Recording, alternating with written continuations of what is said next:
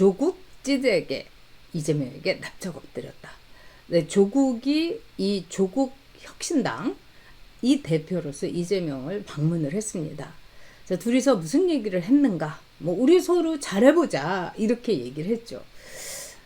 그런데 사람들이 조국이 간 거는 뭐 이래서 갔다 저래서 갔다 여러 가지 이제 추측이 있습니다. 그래서 첫 번째 나온 추측은 조국은 문재인 심부름을 간 거다 이렇게 얘기합니다.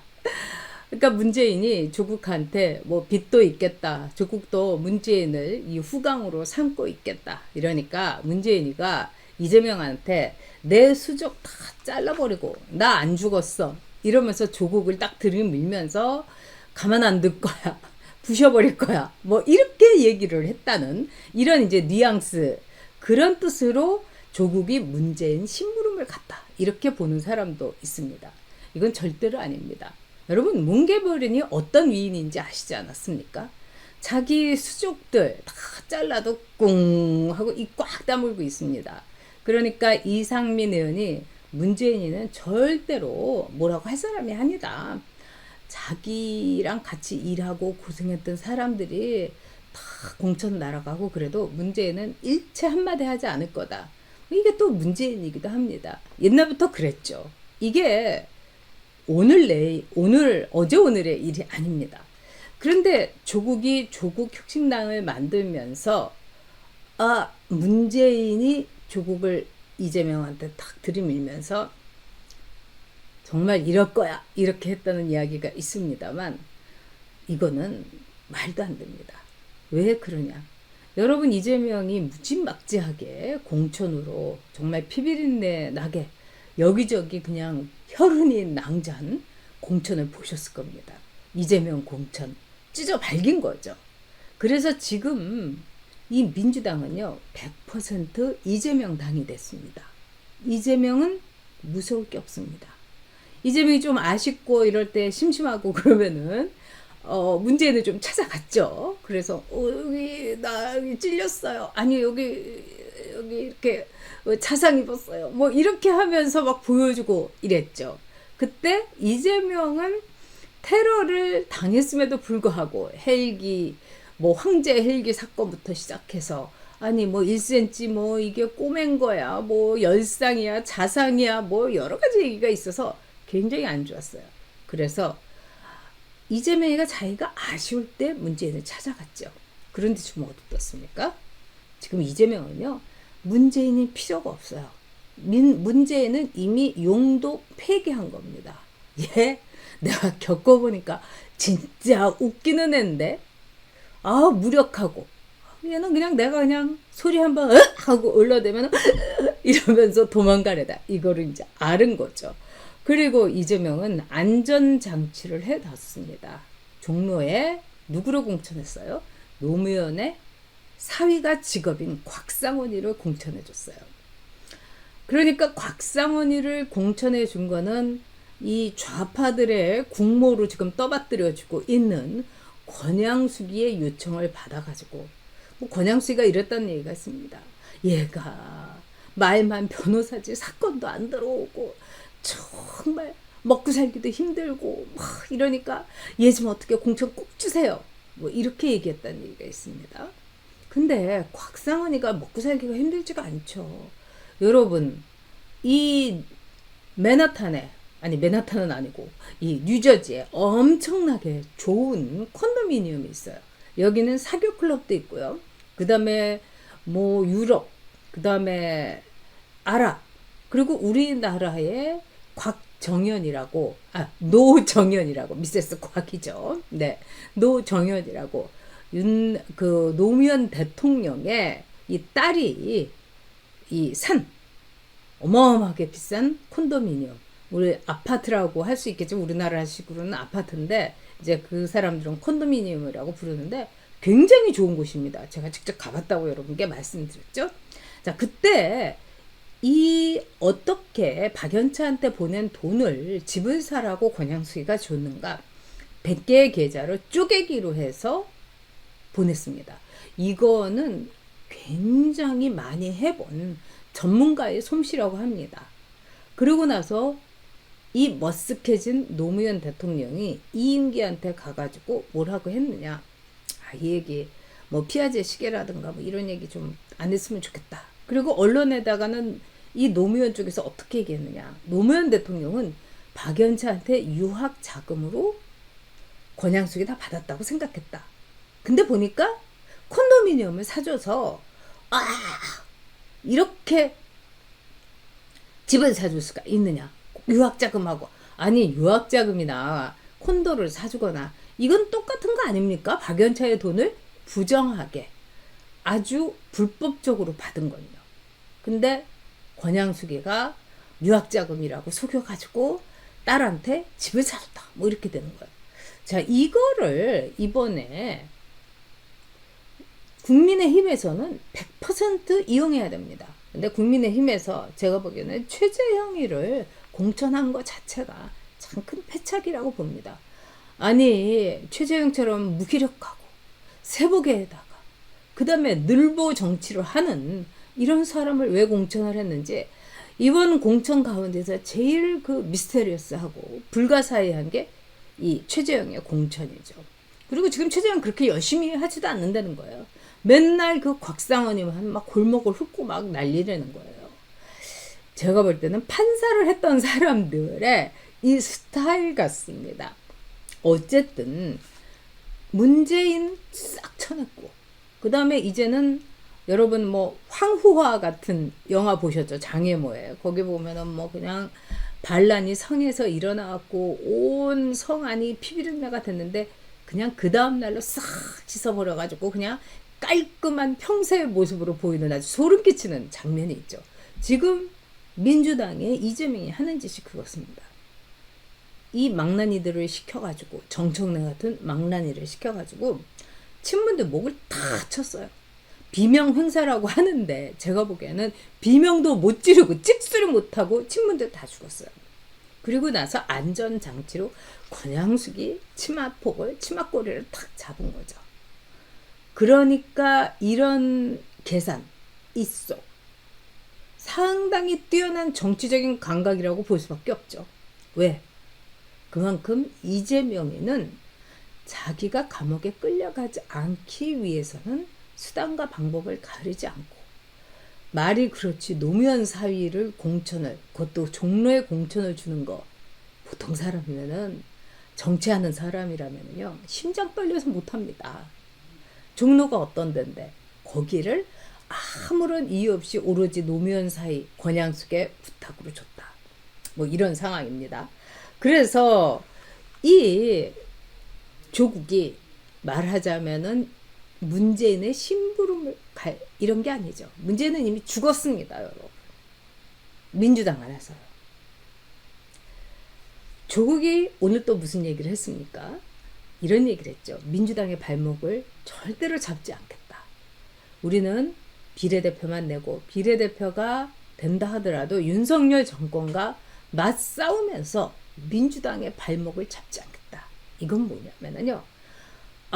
나와 매우 비슷한 처지에 있는 이재명 대표님의 뜻과 행동에 따르겠습니다.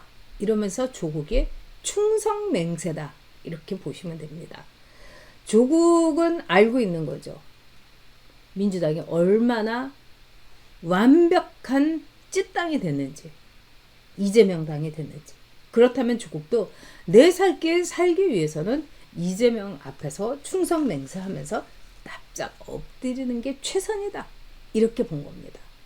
자, 조국이 여러분 이 지금 현재로 보면은요 상당히 비례대표에서 조국 신당의 지지율이 22%가 나온다. 뭐 이런 얘기가 있습니다.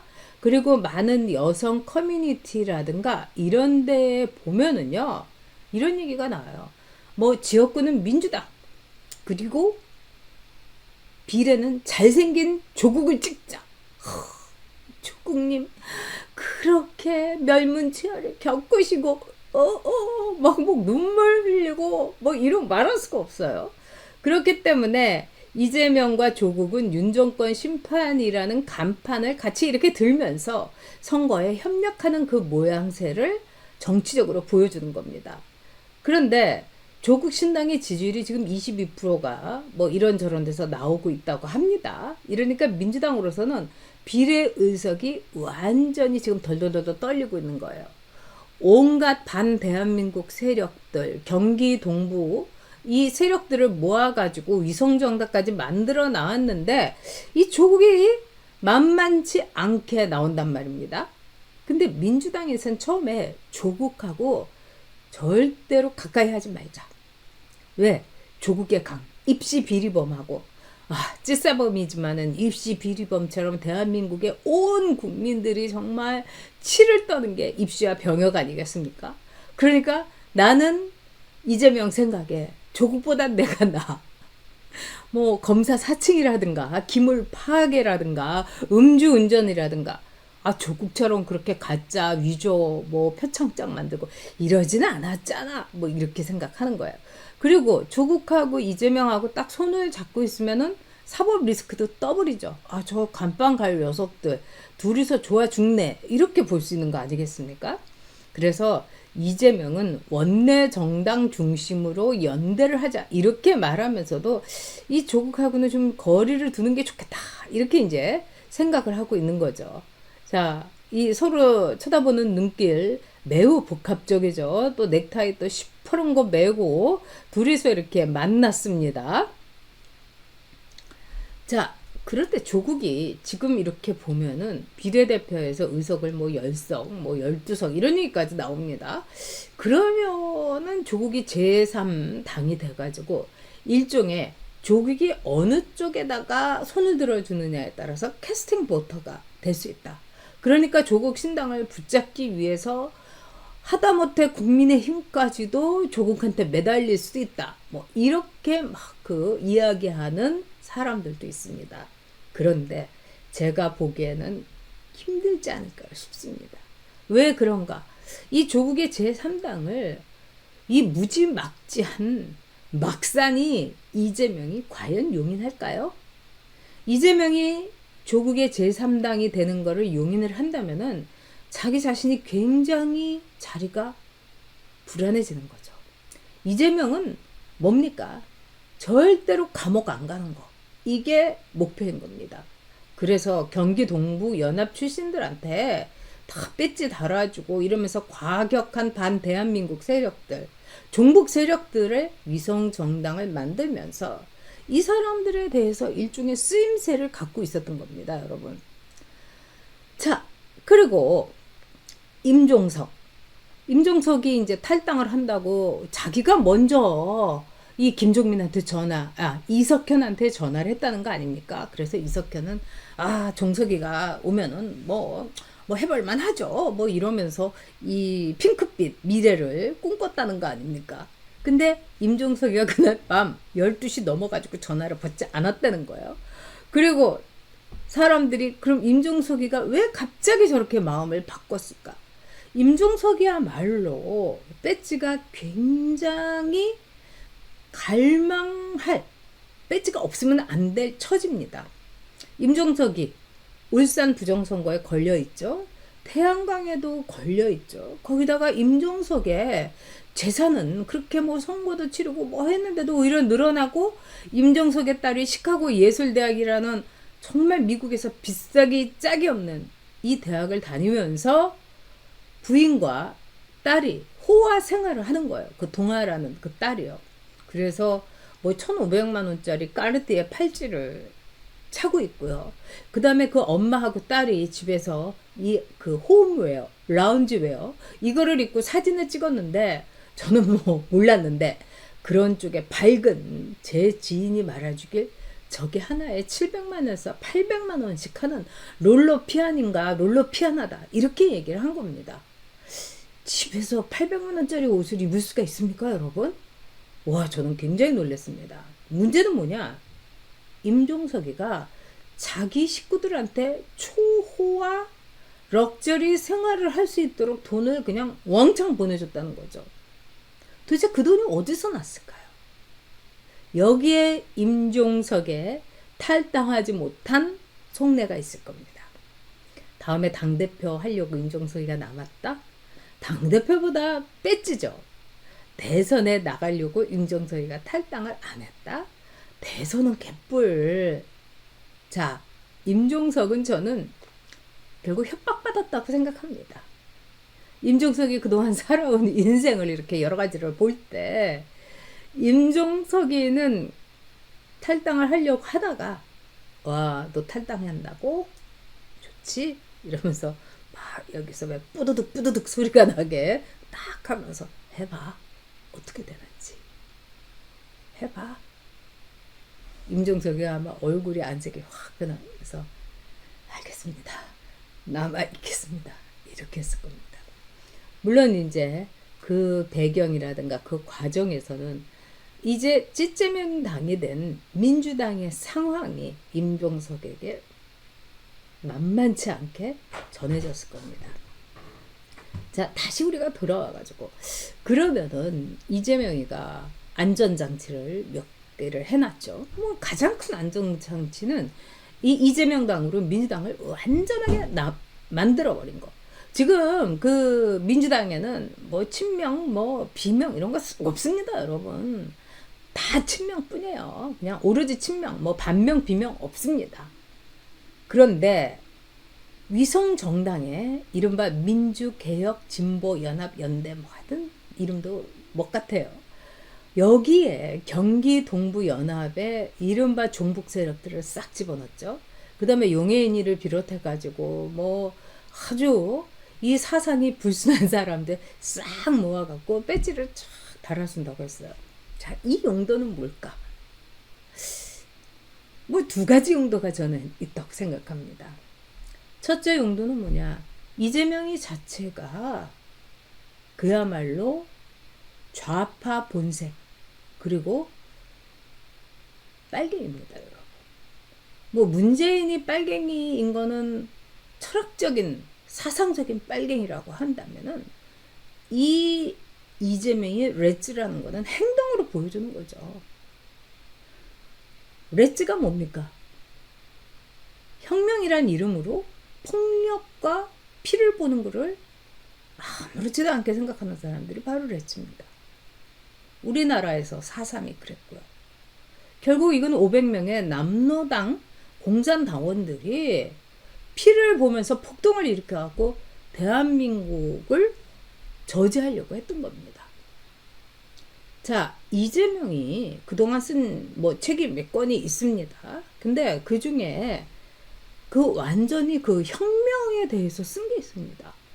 이게 폭동과 혁명은 종이 한 장 차이입니다, 여러분. 사실은.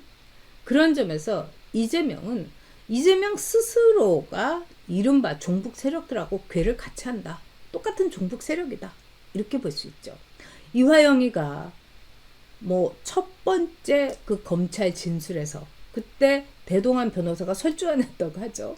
그때 그대로 불었다는 거 아닙니까?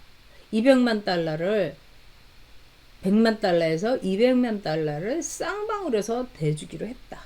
그리고 북한에서 최대의 의전을 해주기로 했다.